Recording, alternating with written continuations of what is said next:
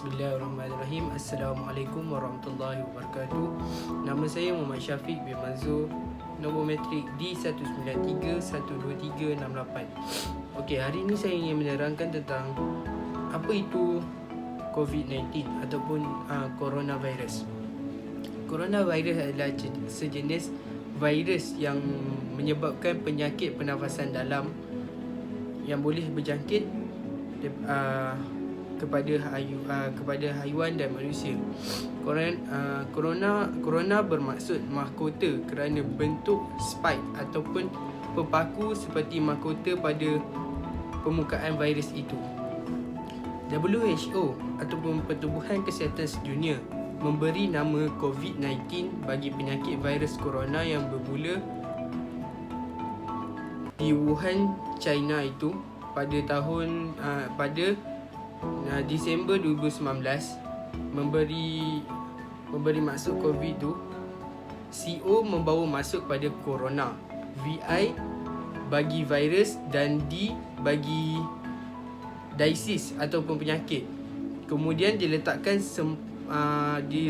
sempang dan 19. Ia merujuk kepada tahun 2019. Kes COVID-19 yang pertama berlaku di Wuhan, China. WHO mendefinisikannya sebagai outbreak ataupun wabak. Berikutan jumlah kes penyakit itu lebih tinggi daripada jangkitan biasa.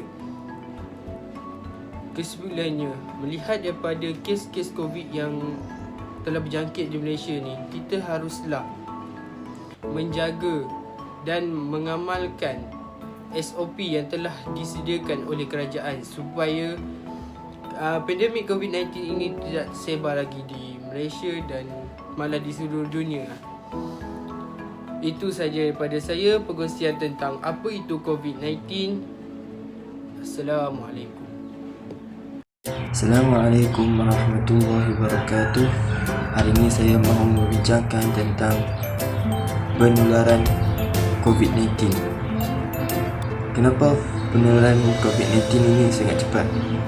Kerana COVID-19 adalah satu penyakit infeksi yang menyerang sistem pernafasan dan bisa ditular dari satu orang ke orang lain. Oleh itu, virus ini memang berpotensi menular kerana kita semua bernafas dan virus akan disemburkan lewat percikan saat kita bernafas, apatah lagi batuk ataupun bersin. Manakala percikan dari penderitaan COVID-19 bisa terlontar sekitar 1 kilometer jika orang yang berdekatan terpercikan langsung atau orang yang memegang bekasnya itu akan tertular juga oleh pasien COVID-19. Untuk itu, kita perlu memperhatikan hal-hal berikut ini agar dapat mencegah dan membantu memutuskan mata rantaian penularan COVID-19 dengan selalu menerapkan protokol kesihatan pencegahan, iaitu sentiasa memakai mask dan menjaga jarak 1 meter dan sentiasa mencuci tangan.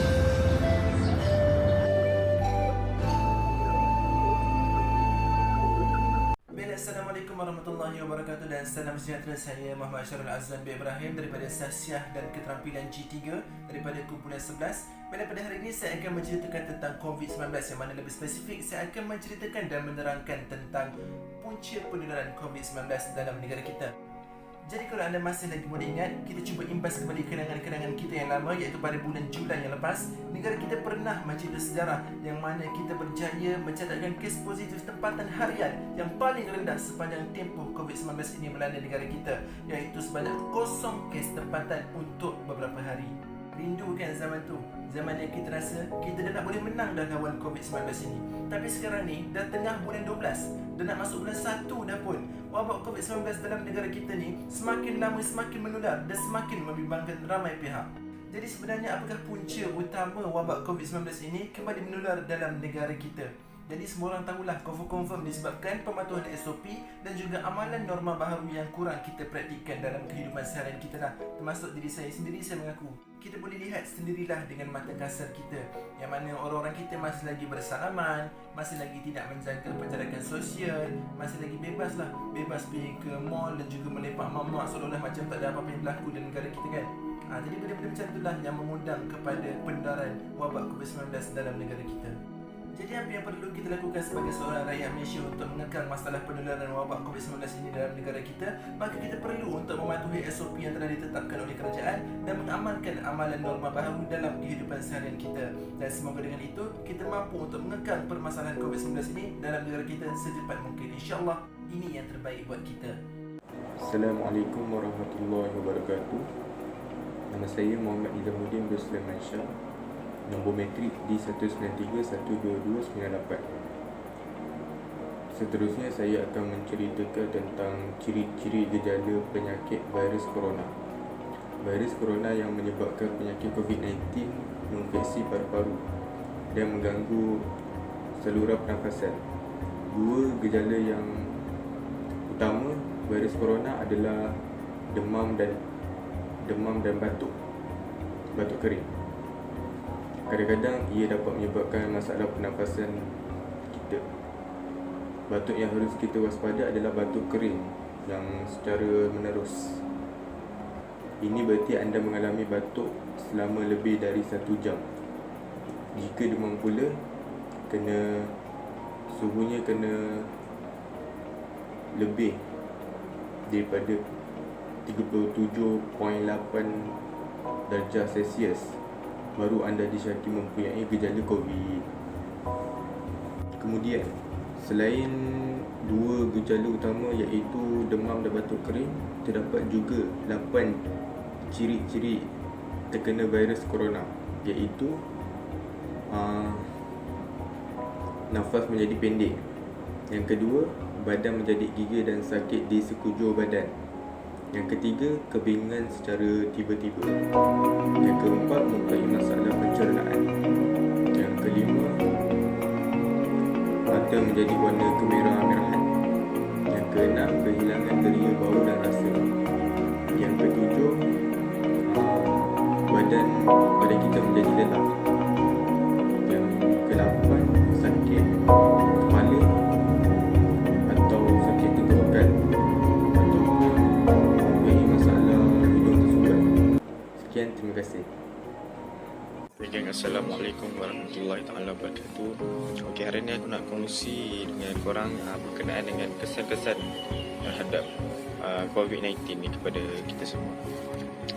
Okey, kita klasifikasikan kesan ni kepada dua, iaitu kesan baik dan juga kesan buruk. Okey, kesan buruk bagi COVID ni adalah ia akan menjejaskan kita punya ekonomi daripada negara kita. Sebab apa? Kerana ramai pekerja yang akan diberhentikan daripada kilang-kilang ataupun tempat kerja yang terlalu ramai bagi mengelakkan penularan wabak tersebut.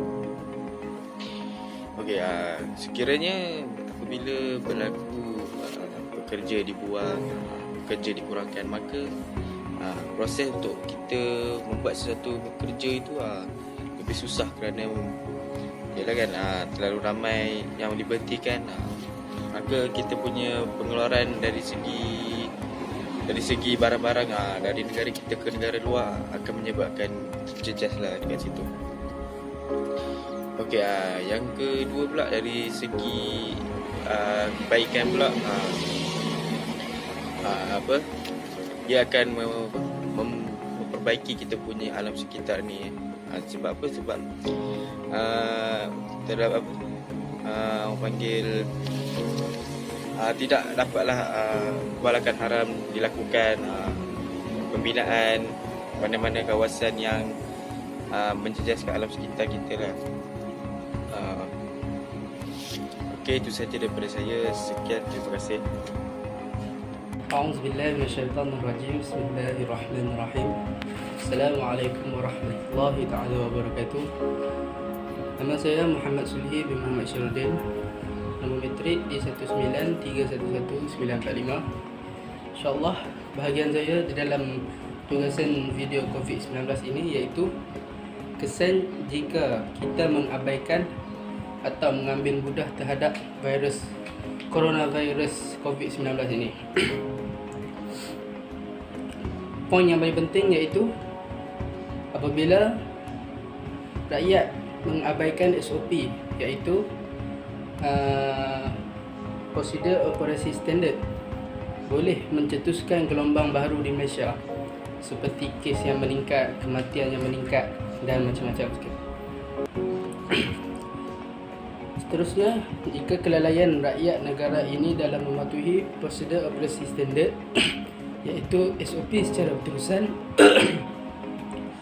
boleh menyebabkan ataupun mencetuskan gelombang baru penularan jangkitan COVID-19, khususnya membabitkan golongan yang berisiko iaitu orang yang kecil manis, orang yang berdarah tinggi, orang-orang tua, kanak-kanak dan sebagainya.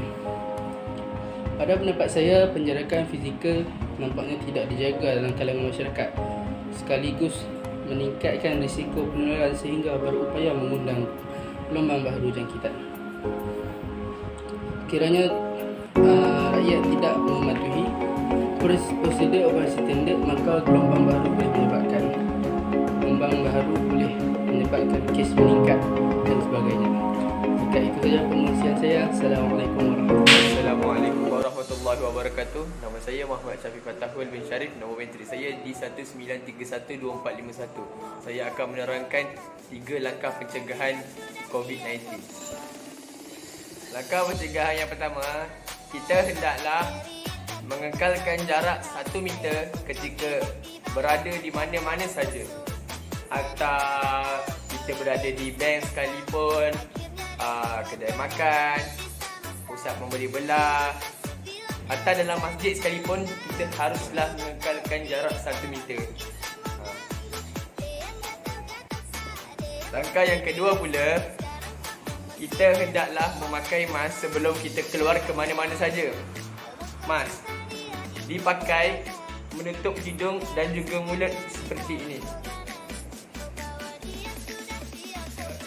Kita hendaklah menyapu hand sanitizer dekat tangan ketika keluar ke mana-mana saja, ataupun kita keluar daripada satu kedai ke satu kedai, hendaklah memakai hand sanitizer sebab kita tak tahu kan kita pegang benda tu bersih ke tak kan. So untuk mengelakkan daripada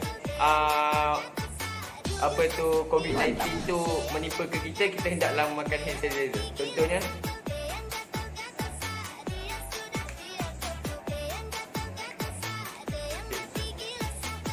seperti ini. Terima kasih. Bismillahirrahmanirrahim. Assalamualaikum warahmatullahi wabarakatuh. Saya Muhammad Syahid bin Muhsin. Nombor kad menteri saya di 123-12384. Okey, saya akan menerangkan langkah pencegahan COVID-19, yang di mana COVID-19 ni dia membawa penyakit yang sangat bahaya kepada kita semua, bukan kita je, iaitu di seluruh dunia, pelosok dunia. Kebanyakannya kita dengar cara pencegahan dia dengan menggunakan pelitup muka, guna hand sanitizer dan sebagainya. Okey, saya akan cerita langkah pencegahan COVID-19 yang perlu kita ambil. Yang pertamanya ialah dengan kita hindarkan diri daripada ataupun kita kurangkan keluar daripada rumah kita ke tempat-tempat awam. Contohnya seperti kita pergi ke bandar, kita pergi ke mall-mall yang ada, dan kurangkan juga untuk kita berada di tempat yang sesak, yakni ramai orang berkunjung di situ. Supaya apa? Supaya kita terhindarlah daripada COVID tersebut. Selain itu, kita boleh juga selepas kita keluar, balik tu kita basuh tangan kita dengan menggunakan sabun, dengan menggunakan cara yang telah ditetapkan oleh KKM untuk membasuh tangan kita. Itu saja daripada saya. Assalamualaikum warahmatullahi taala wabarakatuh. Sadaqallahul azim. Okay. Oh, hai. Hari ni saya akan sambung semula sedikit tentang hashtag Kita Jaga Kita, di mana hari ni saya lebih memfokuskan kepada ekonomi, kerana saya lihat dan saya rasa sedih dengan ekonomi sekelompok rakyat Malaysia ataupun segolongan rakyat Malaysia yang hari ini telah kehilangan sumber pendapatan mereka. Sedia maklum kita lihat bahawa Asia sendiri telah membuang ribuan pekerja, serta seminggu lepas kilang Sony di Pulau Pinang pun telah tutup, dan ini membuatkan ramai kehilangan kerja. Dan hari ini saya rasa terpanggil untuk berkongsi satu pekerjaan dan dua perniagaan yang mampu untuk golongan yang hilang kerja ataupun mereka-mereka yang terkesan dengan pandemik ini untuk melangsung kehidupan mereka. Ayuh saya saksikan. Nombor satu ialah GrabFood ataupun Foodpanda. Yang kita sedia maklum bahawa penggunaan apps Foodpanda ataupun GrabFood ketika pandemik ini berlaku, terutama pada tempoh PKP, yang kita tahu kita tidak boleh keluar daripada rumah kita dan hanya boleh memesan makanan melalui apps ini saja. Dan penggunaan apps ini sedang menyeluruh di seluruh dunia dan amat berguna di Malaysia. Dan apabila apps ni banyak digunakan di Malaysia, mereka memerlukan pekerjaan yang banyak. Jadi untuk itu saya mencadangkan untuk mereka yang kehilangan kerja boleh untuk bekerja sebagai Foodpanda ataupun GrabFood. Yang kedua adalah perniagaan ikan hias ataupun ikan cupang, atau nama legendanya adalah ikan laga. Saya pun sendiri ada penggemar ikan laga, di mana pada setiap malam akan berlaku live bidding ataupun pemberian secara macam lelongan atau bidaan. Dalam pelbagai jenis bentuk ikan hias, ada yang sekitar harga 50 hingga ribuan ringgit. Saya rasa ini cukup hebat, dan negara kita Malaysia hari ini adalah pengeluar atau pengeksport ikan hias nombor 3 dunia. Nombor 1 adalah Thailand, nombor 2 adalah negara saudara kita di Indonesia. Okey. Yang ketiga adalah benda yang paling saya rasa perlu saya kongsikan adalah mengenai satu perniagaan yang agak menarik, iaitu pelaburan saham. Ya tuan-tuan, pelaburan saham yang patuh syariah, sama ada global di Amerika, pasaran dunia, ataupun di bursa Malaysia sendiri.